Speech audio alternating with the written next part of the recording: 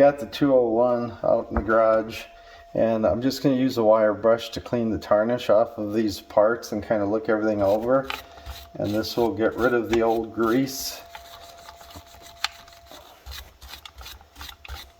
Now, you wouldn't have to clean all this tarnish off, but I'm just going to get the heaviest part off, and this way it's easier to clean up the gears and get the new grease on there. So this kind of gives you the idea. I'm just using a steel wire brush. If you're getting into a more delicate area, use a brass brush. That's what I'm going to use when I do the bottom side of the hook assembly there. So I'm going to just keep on working on this, and then we'll take a look when I get it cleaned up. It's been about 10 minutes. I did clean the bottom here with the wire brush, and I did have to, you can see the outcome of the cleaning. Looks pretty good. It's turning freely. I did have to loosen the thumb screw here on the drop feed in order to like that. That way I can get at this metal bushing here. I had to do that because, let me see where we're at here. I needed to get into this area, so I used a brass brush, which is a little bit softer, and then just while I was turning the handwheel's off, but while I'm turning the shaft, I can get in here and work on the hook area. There was a little bit of surface rust down in there. Between going this way and then coming in from the bottom side, I was able to get all that worked off of there, so it looks pretty good now.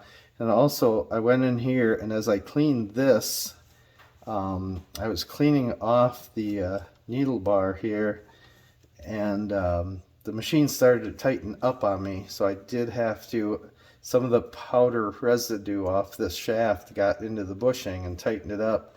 So I did have to oil that shaft. Otherwise I would just wait till I'm all the way done before I do any oiling. So I'll just keep working away here and kind of show you the results as I go. And you're just going to come in and clean these gears like this. Now when you're turning this and using your wire brush, if all of a sudden something locks up on you, one of your bristles might have come off and gotten in the teeth of that gear, and then it won't turn. So just take your time and go slow with this, and you shouldn't have any trouble. You got those two gears that run through a shaft to the bottom. I just wanted to point out here, if you did happen to take off this front cover that shows your stitch length, it's just a couple of screws and you can remove it. It does make it a lot easier to get in here and clean and oil these gears and moving parts rather than trying to drop oil in from the top. I would also recommend taking your wire brush and cleaning off this shaft, so when you go to put on your hand wheel, it's going to slide on here easier, and you won't contaminate the fresh oil that you're going to put on here. Well, we're making some progress. I've got the bottom of the machine looking pretty good inside this stitch length area. I've got that cleaned up and oiled. Got the hook cleaned up pretty nicely, and the mechanism in here for the needle bar operation, and the back of the machine. So I think it's ready to take it into the house. Now you may have noticed on my machine that I did take out the presser foot bar just because it was really dirty. You don't have to do that. You can get in there and do it, but the screw is a little bit messed up looking. I want to buff that out. I'm actually going to clean this just with the wire brush, because you'll never get a finish as smooth as what came from the factory on these parts. So I don't even think I want to put that, since this does move through the bushing, even if it still looks stained, I don't think I want to grind on this. I've learned from in the past that you will never polish this as smooth as it came from the factory. So for safety's sake, just use the wire brush. I've got the machine back in the house, and I'm just putting some polish on this area. I want to get this area right here buffed out. That way when I put these other internal components in here, the lever for the upper thread tension release I have to put back in there, along with the presser foot shaft that I took out. If you didn't take those out, that's fine. Clean them with the wire brush. That's what I ended up doing in the garage anyway. Should have a good shine on that when it starts squeaking. Just, you can use any brand car polish you want to use. Don't use rubbing compound. It'll scratch the paint. It has to be a polish. Okay, so you get this piece in. This is the mechanism that will release the upper tension. Then you're going to want to get this in here that your shaft runs through, but don't put the shaft in yet because you have to get in the screw for the take-up lever.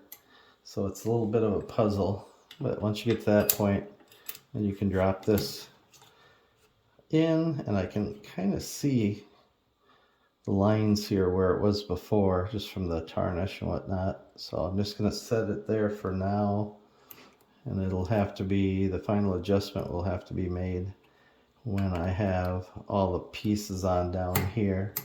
So everything's back in and working and fairly clean. Okay, with all these parts off, it's a good time to do a quick demonstration on how the timing works on this. And I put in a new needle, and there's 2 marks on this column, and this collar here is adjustable. Drop your needle all the way down and line up the top mark here with the top of this collar.